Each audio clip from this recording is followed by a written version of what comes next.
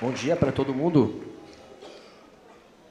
Primeiramente, queria agradecer a oportunidade da Firjan para dar esse espaço para nós, nutricionistas, e, de fato, levar um pouco da ciência da nutrição dentro do ambiente da indústria. Eu acho que a gente conversa muito bem com esse público e, com certeza, é um evento que só vem agregar e trazer aí mais parcerias, né? Bons relacionamentos entre os profissionais da área da saúde, né?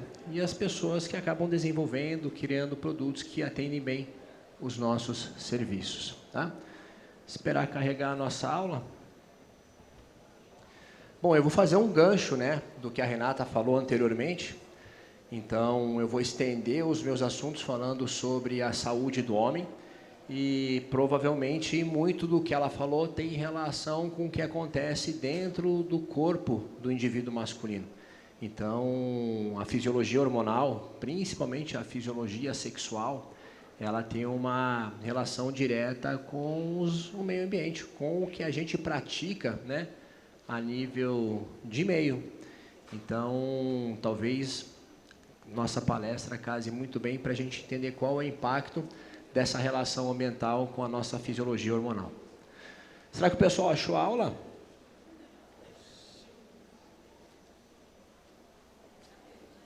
Ah, ele pediu um tempinho lá. Bom, vou me descrever então, né? Eu sou Rodrigo Granzotti, tenho 1,83 m, estou trajando um tênis branco, uma calça xadrez, uma camiseta azul marinho e uma cueca cinza. Tô bonito, né?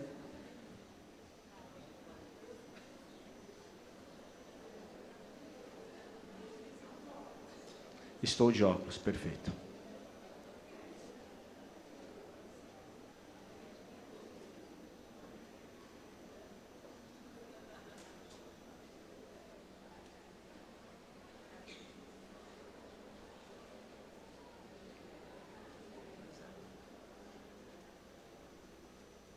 Estão resolvendo um probleminha técnico.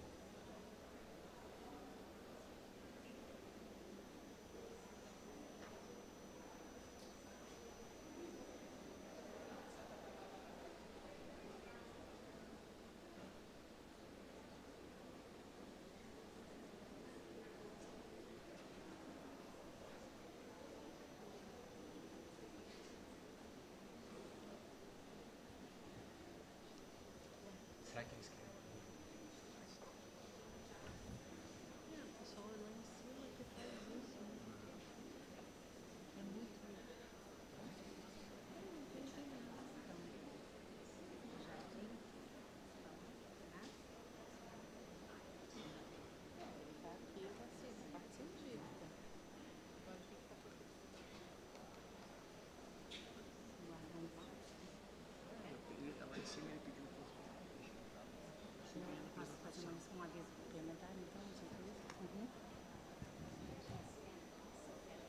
Para descontrair, então, na verdade, lembrá-los que temos no Jardim da Casa uma oportunidade de experimentar diversas atividades saudáveis, uma jornada incrível para melhorar essas escolhas, que foram ditas aí no início muito bem pela doutora Renata Soncini, né, para termos mais consciência. Então, temos uma praça lá com diversas atividades integrativas, de reflexão, também terapêuticas, para que vocês possam desfrutar durante essa jornada de hoje. Boa, agora deu certo. Gente, então eu coloquei uma foto minha bem biscoiteiro ali para contextualizar com a palestra. Então a gente vai falar de saúde muscular e saúde hormonal e entender como é que essa relação entre hormônios e músculo, né, coordenam a nossa saúde. Então é um papo bem direto para o público masculino. Então eu coloquei aqui provavelmente informações que são relevantes ao homem, tem uma relação direta com a saúde masculina, então entender como é que a fisiologia hormonal acaba regulando todo esse processo, né, de função muscular e principalmente a nossa função sexual. Bom, para quem não me conhece, meu nome é Rodrigo Granzotti, já deu ali a minha descrição. Eu sou biólogo, sou nutricionista clínico, atendo muito paciente do sexo masculino que vem para o consultório com queixas associadas à perda da função hormonal, e a gente tenta fazer o máximo, né, para devolver essas características fisiológicas positivas para o homem por meio da nutrição. E a gente sabe que, puxa, o estilo de vida, uma alimentação inadequada, acaba com certeza afetando toda essa saúde hormonal. Ali embaixo tem o meu Instagram, então quem quiser conhecer um pouquinho do meu trabalho, essa foto está lá por acaso, então só me seguir e eu estou à disposição para responder dúvidas, enfim, após o evento. Vamos lá? Então eu coloquei aqui talvez um dos principais, ou o principal hormônio que acaba regulando a fisiologia hormonal, né? Em homens a testosterona acaba sendo talvez ali um hormônio guarda-chuva, porque ela de fato acaba tendo uma influência direta nas relações que envolvem, né, a função do tecido muscular esquelético e sobretudo a função sexual do homem, né? Então a gente tem um hormônio que é extremamente importante e que acaba tendo um papel relevante nesses processos fisiológicos, né? E olha só que interessante quando a gente começa a analisar quais são os fatores que de fato influenciam no comportamento desse hormônio. Na verdade, a gente tem aqui dois caminhos, né, que acabam se cruzando num determinado momento. A gente tem aí o efeito da testosterona regulando vários processos fisiológicos e a gente tem vários fatores que regulam a ação desse hormônio. Então, a testosterona ela acaba se envolvendo, enfim, né, se correlacionando com diferentes contextos que podem ser inerentes ao próprio indivíduo, ao próprio homem, ou aos fatores ambientais. Então, quando a gente começa a avaliar, né, quais são os fatores determinantes que regulam a fisiologia sexual do homem, e principalmente quando o paciente vem para o consultório com alguma queixa que tem relação com o declínio desse hormônio, a gente não só olha para a testosterona propriamente dita, a gente tenta enxergar o além. De repente, quais são os componentes que esse indivíduo se insere, muitas vezes os ambientes, o próprio meio ambiente propriamente dito, e como isso pode conduzir uma diminuição, uma redução nos níveis hormonais. Então a testosterona ela sim sofre influência por inúmeros fatores e a gente tem que entender, sobretudo, quais são os componentes que podem interferir nesse processo. Bom, só para a gente entender um pouquinho da fisiologia hormonal, a testosterona ela é produzida, sobretudo, numa estrutura especializada.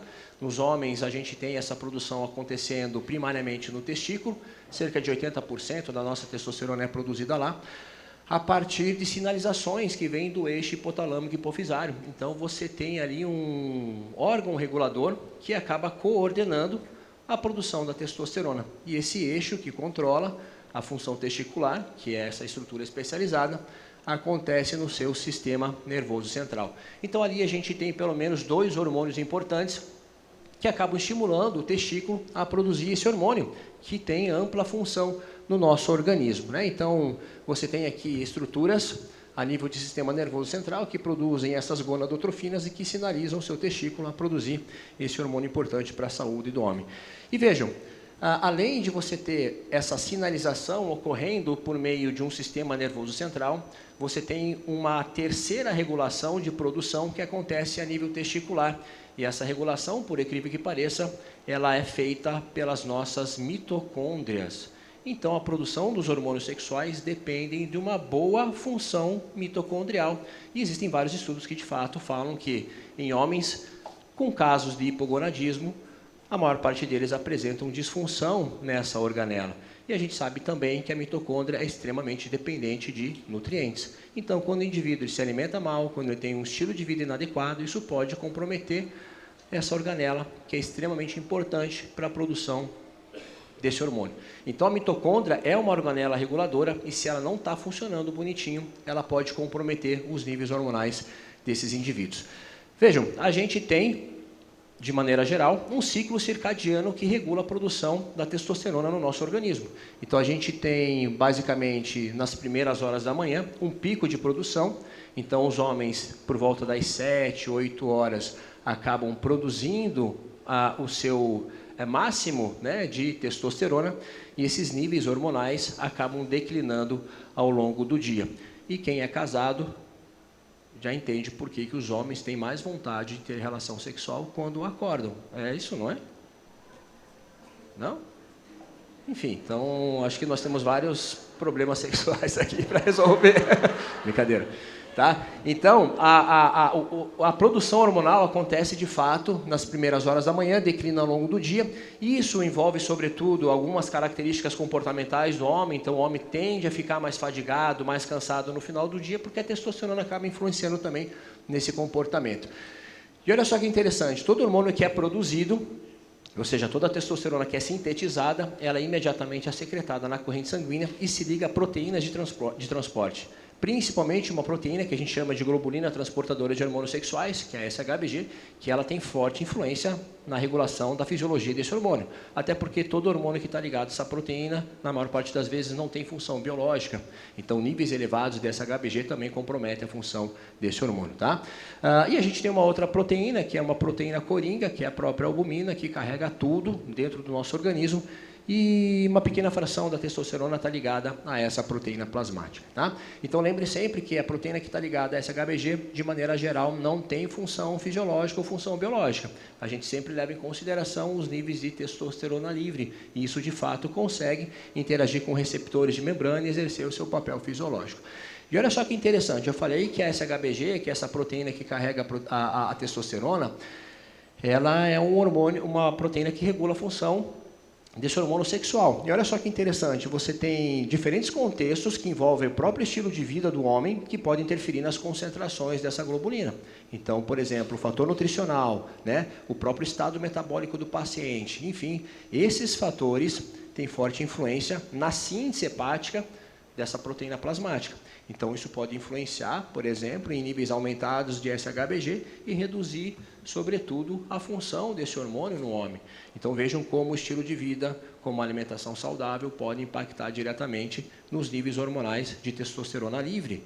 E, como eu falei para vocês anteriormente, é a testosterona livre que tem ação fisiológica, porque ela consegue interagir com receptores de membrana. Bom, do ponto de vista clínico, laboratorial, a gente consegue avaliar essa função hormonal ou por meio de razões ou cálculos matemáticos, identificar, sobretudo, o índice de androgenicidade ou de androgênios livres, né?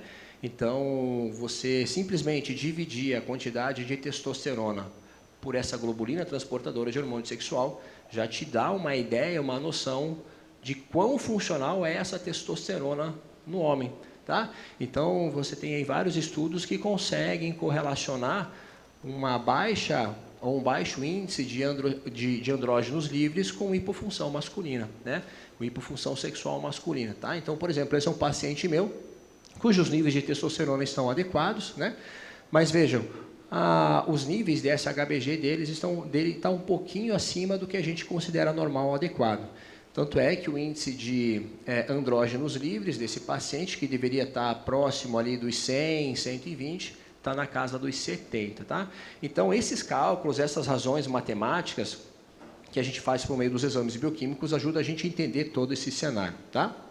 Ainda a gente tem, além dessas razões matemáticas, a gente tem o cálculo da própria dihidrotestosterona, que é um outro hormônio que pode participar da função sexual do homem, a própria testosterona livre, a própria globulina transportadora de hormônios sexuais, enfim. Então, você tem ali painéis laboratoriais que te dão esse entendimento.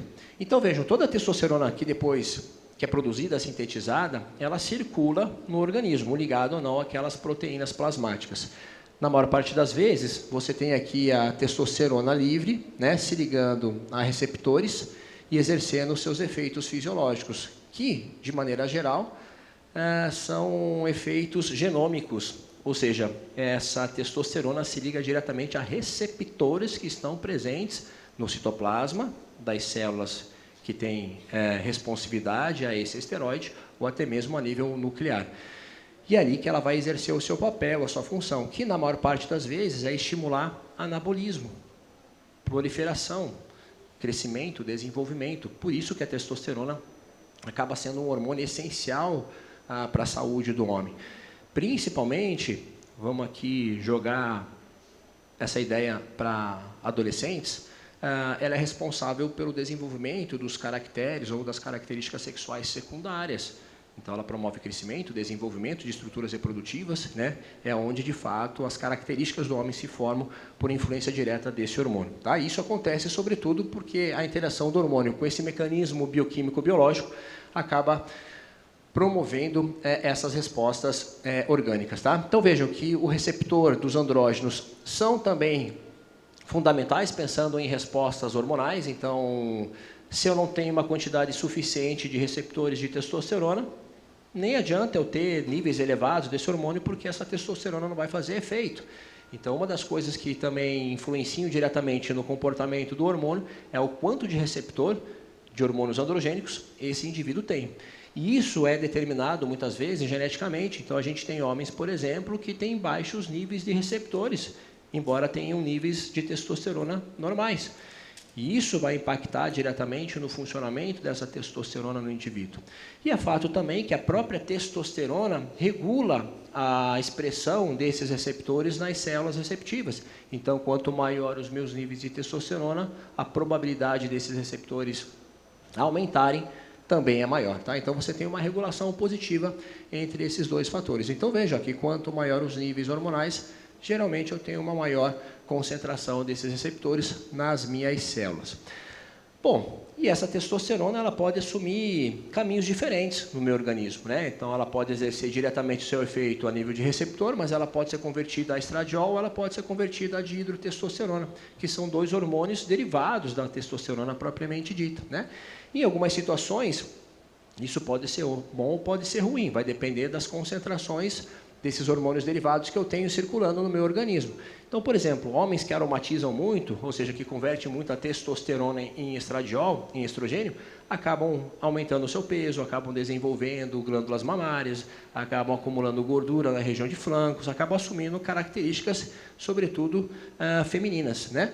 E ao passo que quando essa testosterona ela se converte muito em dihidrotestosterona, por meio da enzima 5-alfa-redutase, por isso que tem muitos homens que usam finasterida, para diminuir essa taxa de conversão, acabam perdendo cabelo, aumentando a incidência de acne e assim por diante, câncer de próstata e assim por diante. Tá? Então, esse hormônio também pode assumir caminhos diferentes, dependendo da ação de enzimas que são produzidas também no organismo. É muito comum a gente ver homens aromatizarem mais, principalmente porque essa enzima que converte testosterona em estradiol está presente no tecido adiposo. Então, homens que tendem a ganhar peso ou acumular gordura ao longo da vida, lá no final da história, vão converter muito mais a sua testosterona em estradiol. E aí você pode ter complicações em relação a isso, tá? Então, lembrem sempre que o excesso de adiposidade pode aumentar os níveis de estradiol em homens, ok? Bom, falando em tecido muscular esquelético, né, a gente tem receptores desse hormônio no músculo. E, sobretudo, esses receptores vão controlar a atividade de células responsáveis pelo desenvolvimento desse tecido muscular esquelético. Então, a gente tem receptores de hormônios androgênicos nas fibras, né, musculares, e quando você tem o estímulo desse hormônio sobre esse tecido, na maior parte das vezes, a gente tem um aumento dessa função muscular. Então, lembre que o declínio hormonal pode gerar também, no homem, um declínio da função muscular. A sarcopenia, que é uma doença de idoso, tem muita relação com a perda dessa função, da função desse hormônio no tecido muscular esquelético. Tá? Então, o músculo talvez seja um dos tecidos que mais respondem a essa testosterona. Não é à toa que a gente vê praticantes de musculação que fazem uso de hormônios, o quanto eles desenvolvem essa musculatura sob influência desses esteroides. Tá? Então, olha só, a gente tem praticamente receptores de hormônios androgênicos em todas as estruturas das nossas células musculares. Isso potencializa, né, a função desse tecido, que faz com que esse músculo se mantenha saudável. Então, a testosterona é extremamente importante para a função dos músculos, para a função muscular, e ela mantém esse músculo intacto. E olha só que interessante, aí a gente começa a entender qual é a relação da alimentação com a testosterona e com a função muscular. Então, muito do que a gente tem de sinalização no tecido muscular esquelético vai além dos hormônios. Por exemplo, os nutrientes, principalmente proteínas e carboidratos, acabam sinalizando também algumas vias bioquímicas que acabam estimulando ainda mais o desenvolvimento dessa musculatura.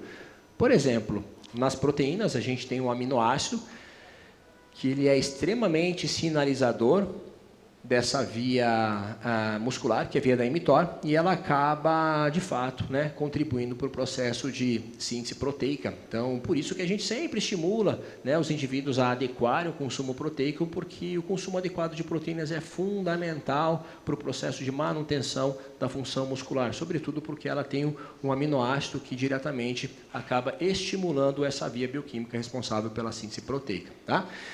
E a testosterona, em níveis adequados, olha só que legal, ela mantém uma concentração maior de leucina dentro do músculo. Isso significa que eu tenho mais sinalização nutricional naquele tecido muscular esquelético. Então, vejo como a interação do hormônio com o nutriente melhora em muito a função desse músculo. Então, a oxidação de leucina em homens que têm níveis normais de testosterona é menor. Então, eu tenho mais sinalização nutricional acontecendo nesse tecido muscular esquelético. E ainda, a testosterona aumenta a resposta da insulina no tecido muscular esquelético. Então, vejo que a testosterona é responsável pela manutenção normal dos níveis de insulina. Ela é extremamente importante em homens, por exemplo, que têm resistência ou diabetes, que é um público que apresenta, na maior parte das vezes, um declínio hormonal.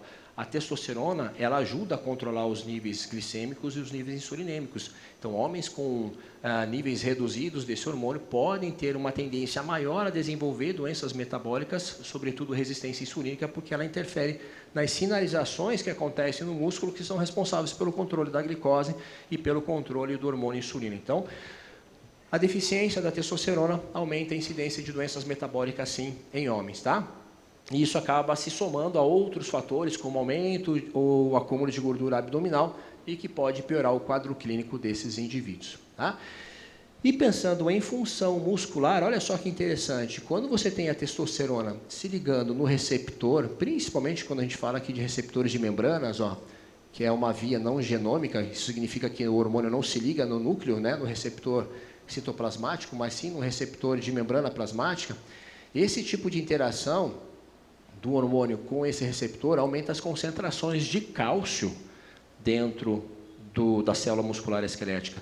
E essa concentração aumentada de cálcio promove também uma melhor função contrátil do músculo. Então, para você contrair o teu tecido muscular esquelético, você precisa de cálcio dentro dessa célula.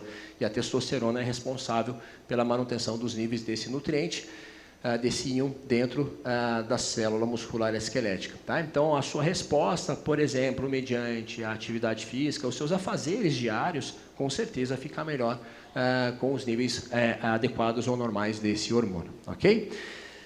Então, a gente viu que a testosterona tem um impacto direto sobre a função muscular, mas também tem um impacto direto sobre a saúde sexual do homem, né? O homem precisa de testosterona para manter ou ter o seu comportamento sexual ativo. Por quê? Porque a testosterona ela é responsável pela manutenção dos níveis de dopamina. Dopamina é o principal neurotransmissor que regula o comportamento sexual de homens e mulheres. Dentre outros, lógico. Mas eu preciso de dopamina para poder ter interesse no meu parceiro reprodutivo, para eu ter interesse sexual. Então, o declínio de dopamina pode influenciar diretamente, né, nas disfunções sexuais. Não só falando da disfunção erétil, porque quando a gente fala de disfunção sexual, a gente está falando de uma infinidade de doenças e patologias que afetam o comportamento reprodutivo de homens e mulheres. Mas, no caso da testosterona, a testosterona consegue suprarregular ou manter os níveis adequados de dopamina, e a dopamina é um dos caminhos hormonais que mantém, né, toda essa resposta sexual ativa em homens e mulheres. Tá? Então, a testosterona, além de aumentar as concentrações de dopamina, é um hormônio que também aumenta a atividade da enzima óxido nítrico sintase, que é a enzima responsável pela vasodilatação, né, peniana, então aumenta a perfusão de sangue nos corpos cavernosos, o que mantém o pênis ereto, e principalmente pela sinalização de neurotransmissores, como, por exemplo, a acetilcolina, que é o hormônio responsável por estimular a atividade da enzima ENOS, a enzima óxido nítrico sintase, que aumenta a produção de óxido nítrico e mantém o pênis ereto. Complexo isso aqui, né? Isso aqui é fisiologia, bioquímica, mas de fato, para a gente entender no contexto geral, você precisa de testosterona para manter o seu comportamento sexual ativo. E além disso, a testosterona também é responsável pela manutenção da espermatogênese, né? Então, a reprodução as células reprodutivas, os gametas masculinos, também dependem das concentrações plasmáticas de testosterona.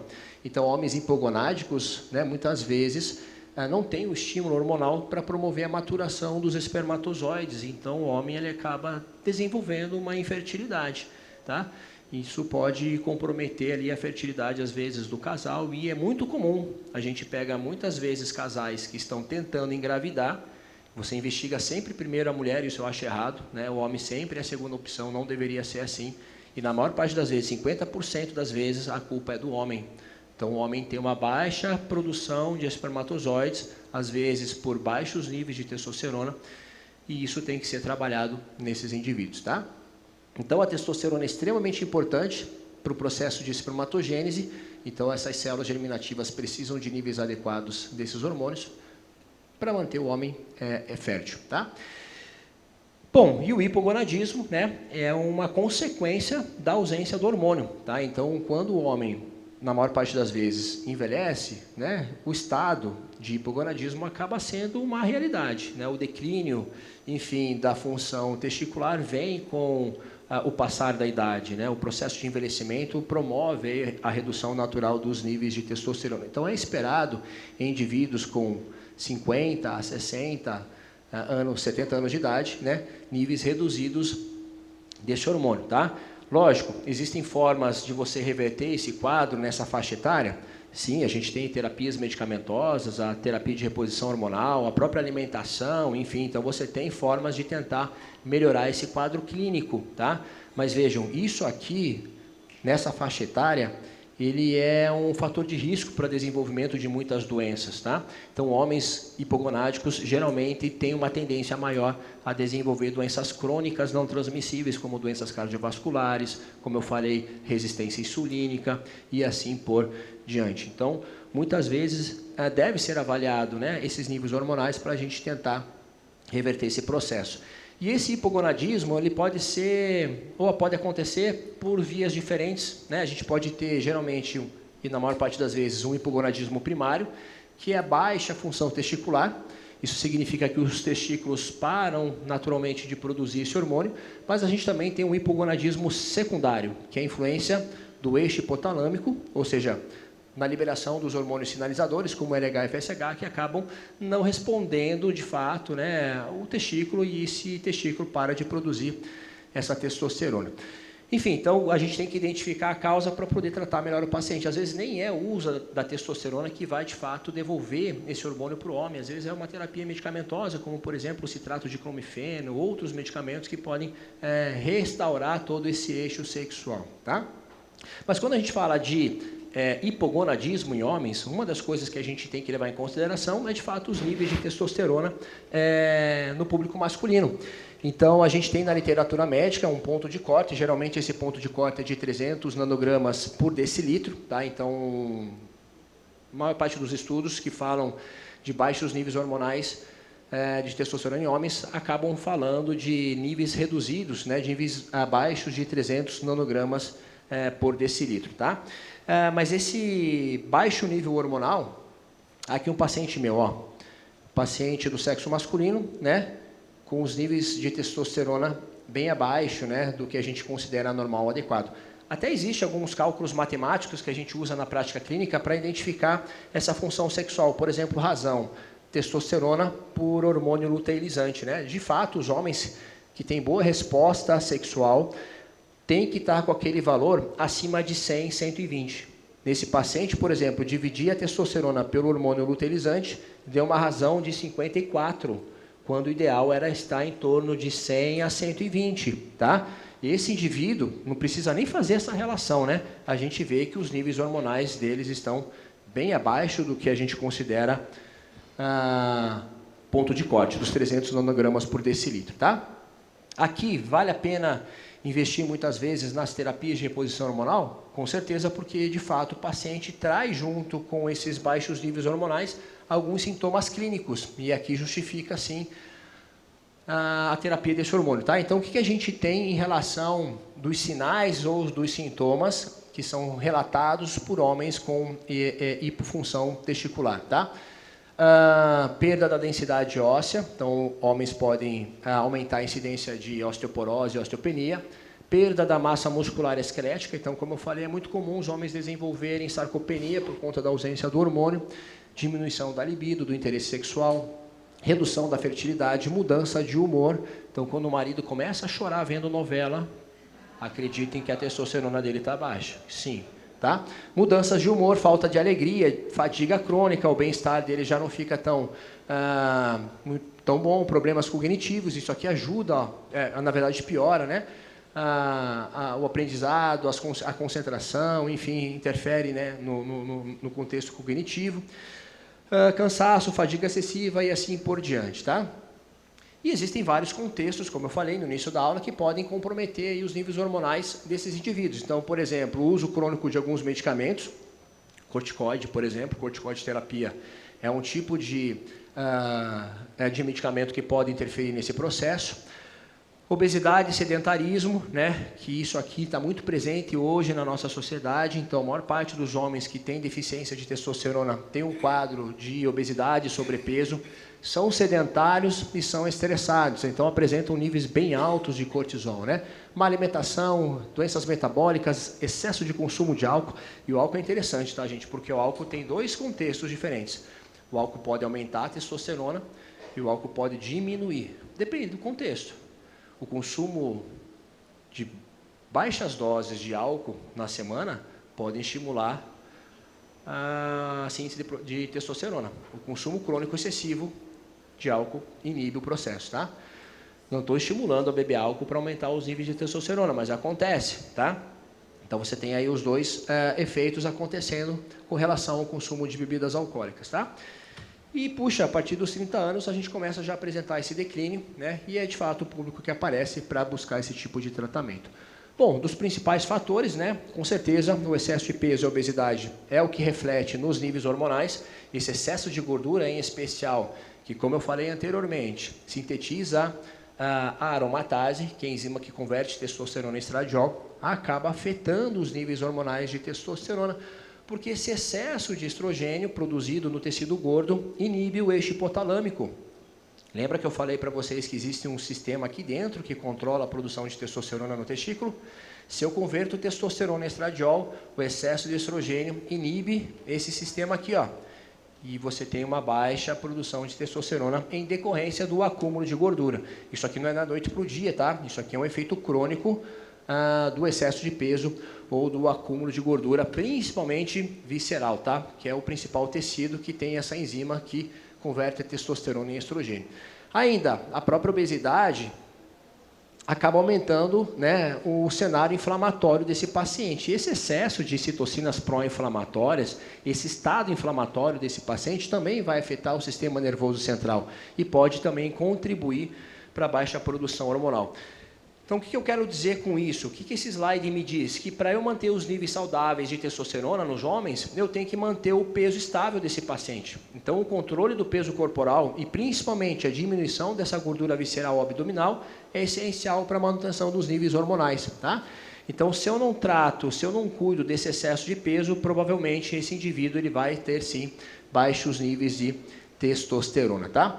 Bom, essa testosterona em níveis baixos, os estudos já falam que está correlacionado com as próprias disfunções sexuais, principalmente com a disfunção erétil. Então, você vai pegar aí vários estudos mostrando que, à medida que o declínio do hormônio reduz, a função sexual desse homem também diminui. Então, isso aqui impacta negativamente na função sexual desses indivíduos. E, como eu disse, o controle do peso corporal é essencial para a manutenção dos níveis hormonais. Olha só que interessante esse estudo. Ele fala dessa relação direta entre o ganho de peso e as concentrações de testosterona.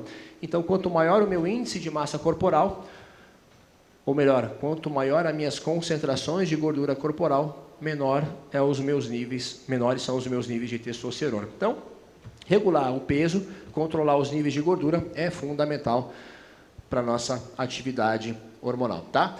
Bom, do ponto de vista prático, né, clínico, o que a gente vê, né, e que influencia diretamente esse contexto hormonal do homem? Bom, estilo de vida.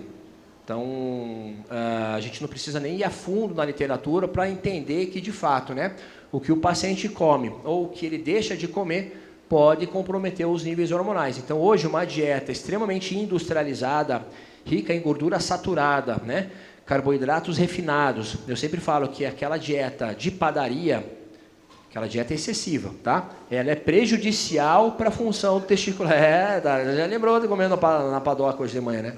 Então, ó, esse excesso de alimentos industrializados, ricos em açúcar e gordura, afeta a função testicular, porque aumenta o estado inflamatório, aumenta os níveis de estresse oxidativo, aumenta a glicotoxicidade. E isso pode trazer, ao longo do tempo, essa hipofunção, que a gente chama de hipogonadismo, tá? Então, meus amores, se a gente controlar o que o paciente come, a gente pode reverter boa parte desses problemas. Então, tem estudos mostrando que hábitos saudáveis podem, sim, aumentar os níveis hormonais. Então, se a ideia é aumentar sempre os níveis de testosterona, a gente tem que incluir na nossa alimentação alguns alimentos que são considerados mais saudáveis. E aí entra, lógico, o papel da indústria, tentar entrar nesse cenário, né, tentar entrar nesse contexto para ajudar a nossa testosterona, tá? Bom, nesse estudo ele fala, sobretudo, né, de alguns alimentos que são chaves e importantes nesse processo. Então, a gente tem aqui alimentos fontes de zinco, de magnésio, alimentos plant-based que têm, na verdade, compostos bioativos, fitoquímicos que melhoram, né, o estado metabólico do paciente. Isso com certeza pode elevar os níveis de testosterona. Até nesse estudo aqui ele faz algumas correlações com níveis, né, com suplementação de alguns micronutrientes como vitamina D, zinco, o próprio resveratrol que está presente em frutas, principalmente avermelhadas, arroxeadas, né, como a própria uva. Sabe aquela casquinha do amendoim que a gente sempre torra e joga fora? Ali tem muito mais resveratrol do que na uva. Então, tu torra o amendoim no forno, não torra? Aí você sopra. Aquilo aí tem resveratrol pra caramba, aquilo tem muito antioxidante. Então, não joguem aquela casquinha, aproveita aquela casquinha que ela é boa. Tá? E vejam, então essa alimentação saudável vai influenciar com certeza nos níveis hormonais, principalmente vai contribuir para a produção maior de testosterona. Tá? Então, o que a gente tem que fazer? Né? Priorizar, sobretudo, um contexto alimentar mais saudável para poder ter níveis hormonais de testosterona mais significativos. Bom, dentro do contexto fitoterápico, que é o que a gente usa muito na prática clínica para poder ajudar esses pacientes, porque nós nutricionistas não podemos trabalhar com terapias medicamentosas. A gente trabalha junto, né, com médicos, enfim, para tentar ajudar esse paciente. A fitoterapia ela pode, de fato, influenciar nesse contexto hormonal. Por exemplo, a Euricoma longifolia, né, o Long Jack. A gente tem alguns estudos mostrando o impacto positivo que ela tem sobre os níveis hormonais. Então, o uso desse fitoterápico pode ajudar nesse contexto de hipogonadismo, não só nos níveis de testosterona, mas também, olha só que interessante, na própria função muscular. Então, indivíduos que fizeram a suplementação aqui, ó, do Long Jack, tiveram um aumento, né, da espessura dessa fibra muscular e esquelética. Além disso, nós temos o Icarim, que é um baita de um fitoterápico que a gente consegue trabalhar com pacientes homens, né, com baixos níveis hormonais. Então, ali 500 miligramas, de fato, trazem uma resposta positiva sobre os níveis de testosterona. Então, tem estudos mostrando que a suplementação do Icarim tem um impacto positivo sobre a saúde muscular. E quando não, né, dependendo do paciente, dependendo do quadro clínico desse indivíduo, lógico que a terapia de reposição hormonal ela se faz necessária. Como eu falei, nem sempre você utiliza a testosterona como primeira linha de tratamento. Existem outros medicamentos que podem ser incluídos nessa prática, como o citrato de clomifeno, enfim. Mas a testosterona sempre acaba sendo aí a opção de muitos médicos, porque você já devolve o que está faltando, né, em pouco tempo. Então, geralmente, os homens que fazem a terapia, eles começam a sentir o efeito da reposição imediatamente após o uso do hormônio. Porque num quadro de hipogonadismo, se você eleva o nível e deixa ele dentro dos níveis fisiológicos, com certeza a percepção ou a melhora do quadro clínico dele é mais rápida, tá? Só que existem diferenças no uso. Então, existem testosterona e testosterona, mas existem diferentes formas de utilizar esse hormônio, né? Então, hoje a gente tem muito comum o uso dos géis de testosterona. A gente vê muitos homens usando os géisinhos. E a gente vê indivíduos fazendo a terapia por injeção, né, a via intramuscular. Mas olha só que interessante, se você olhar a farmacocinética e a farmacodinâmica desses hormônios, elas são diferentes. Quando eu começo a entender isso aqui, eu consigo dar preferências de uso. Por exemplo, de tudo que eu já li, de tudo que eu já estudei, eu acho que é muito mais interessante a forma injetável, porque o comportamento dessa testosterona é diferente da forma tópica. Tá? Então dá para ver aqui no gráfico, aqui a intramuscular, você tem um comportamento linear do hormônio, e a forma em gel, você tem picos e nadir, picos e nadir, picos e nadir. Então o comportamento da testosterona é diferente. Mas tem homens que não gostam de injeção, então o uso do gel acaba sendo aí a forma mais prática e viável para esses indivíduos. Tá? Por isso que eu falei, após o uso, ó, em poucas semanas, você já tem uma concentração plasmática muito maior e, com certeza, você já tem uma melhora do quadro clínico desse paciente. Tá? Então, de 2 dias após a aplicação, ó, os níveis de testosterona já sobem para níveis até suprafisiológicos e acabam, com o passar do tempo, ó, depois de 14 semanas, diminuindo as suas concentrações. Então, a aplicação é quase que a cada 15 dias. Então, você mantém os níveis fisiológicos normais por esse período de tempo. Né? Aqui um outro estudo falando sobre reposição de testosterona. Né? Então, vejam um comportamento muito similar. Aqui mostrando também justamente como é que essa testosterona se deposita na fibra muscular esquelética. Então, quando o homem ele introduz o hormônio, ele fica depositado, ó, entre essas fibras musculares esqueléticas e é absorvida ao longo do tempo. Então, esse aqui é o comportamento lento de absorção do hormônio, que acaba dependendo ali do depósito que é formado nesse tecido muscular. Aqui nessa imagem, a gente consegue ver justamente, ó, como é que ela se deposita entre as fibras. Isso aqui, ó, é o veículo que contém a testosterona, que geralmente é um óleo, né? E ele fica depositado, ó, entre as fibras do músculo. Geralmente glúteo, geralmente vastomedial, né? O músculo da coxa. Então, gradativamente, essa testosterona é absorvida e acaba exercendo os seus efeitos no tecido muscular. E o gelzinho, o homem tem que tomar cuidado com o seu comportamento. Então, por exemplo, para você absorver toda essa testosterona, você vai levar de 4 a 6 horas. Então, não adianta o homem passar o gel e ir para a natação. Não adianta o homem passar gel e tomar banho, porque você demora pelo menos 6 horas para absorver toda aquela testosterona que foi aplicada na pele. Então, o indivíduo, o homem que faz esse tipo de terapia, ele tem que entender que ele, depois que aplicou a testosterona, ele não vai poder ter contato com a água. Tá? E eu sempre falo para meus pacientes homens, se está fazendo a terapia de reposição com gel, se for para ter relação sexual, tem relação sexual antes do uso do hormônio, porque ele pode contaminar o parceiro. E é muito comum essa contaminação até em crianças. Homens passam a testosterona, pegam seus filhos e essa testosterona passa para esses pequenininhos. Tá? Então tem que tomar muito cuidado com isso. Então o comportamento do uso da reposição tem que ser bem explicado para esse paciente, porque ele pode passar esse hormônio para outras pessoas. Tá? Então, assim, o gel é viável, mas tem que prestar atenção no que ele faz após o uso.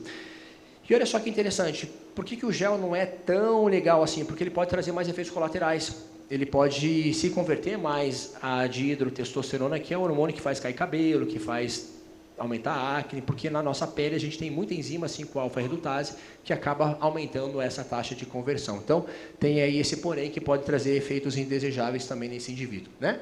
E levar em consideração o tempo de meia-vida, né? Cada tipo de esteroide, cada tipo de sal que é aplicado para a terapia de reposição hormonal vai ter um tempo de função no organismo e muitas vezes isso é levado em conta na hora de fazer a terapia de reposição desse hormônio. Tá? Então, a reposição da testosterona acaba sendo uma forma viável em quadros de deficiência desse hormônio, sobretudo associado à clínica do paciente. Então, a terapia de reposição hormonal só é feita quando o indivíduo tem a clínica, não basta ter só níveis reduzidos. O paciente tem que trazer o relato da deficiência, que é aquela lista de problemas que a gente leu anteriormente. E aí sim, a critério do médico, do especialista, esse indivíduo faz o uso das dosagens adequadas de acordo com as suas necessidades, levando sempre em consideração os exames laboratoriais. Tá? Bom, gente, era isso. A ideia foi só para mostrar o quanto a testosterona influencia na nossa saúde. Eu me coloco à disposição. Muito obrigado.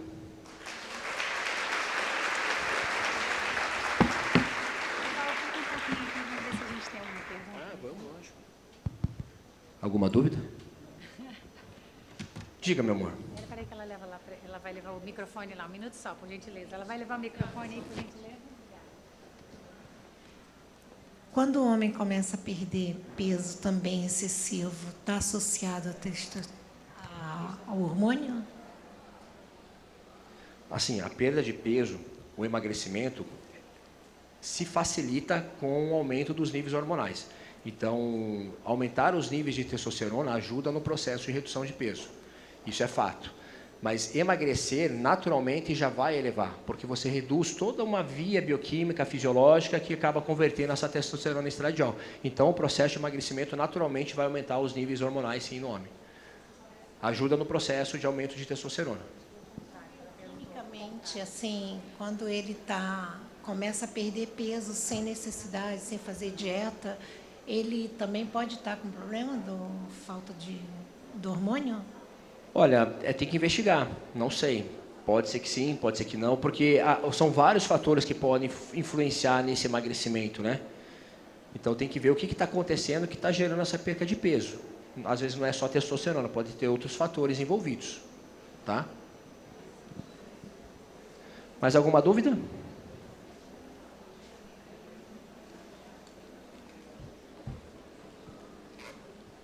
Não? Então encerramos. Beijo, gente. Obrigado.